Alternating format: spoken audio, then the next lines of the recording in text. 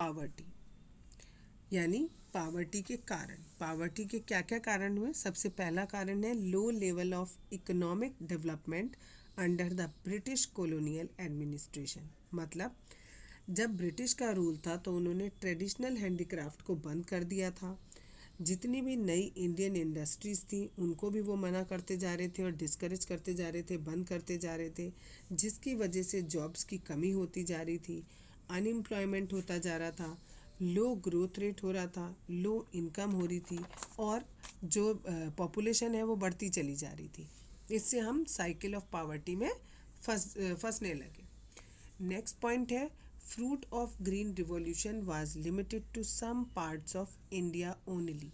यानी जो green revolution का फ़ायदा हुआ वो इंडिया के केवल कुछ ही हिस्सों को हुआ, सारे हिस्सों में उसका इफ़ेक्ट नहीं हुआ।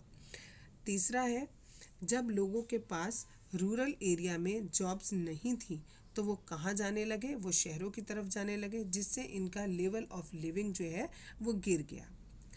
नेक्स्ट पॉइंट है huge income inequalities in the another reason of poverty. यानी लोगों की जो इनकम थी उसमें इनइक्वालिटी थी। कुछ लोग बहुत ज़्यादा कमा रहे थे, कुछ लोग बहुत कम कमा पा रहे थे। इस इनइक्वालिटी की वजह से भी पावर्टी बढ़ती जा रही थी।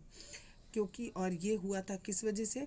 क्योंकि फेलियर ऑफ लैंड रिफॉर्म्स, जो लैंड रिफॉर्म्स किए गए थे उनकी वजह से इनइक्वालिटी आई थी और लैक ऑफ लैंड रिसोर्सेज। कई किसान ऐसे थे जिनके पास अपनी ज़मीन नहीं थी तो इसलिए उनकी इनकम कम थी और इसी की वजह से पावर्टी भी हुई।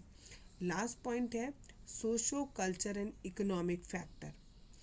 किसी सोशल ऑब्लिगेशन या रिलीजियस सेरेमनी को करने के लिए गरीब इंसान भी बहुत सा पैसा खर्च करना चाहता था।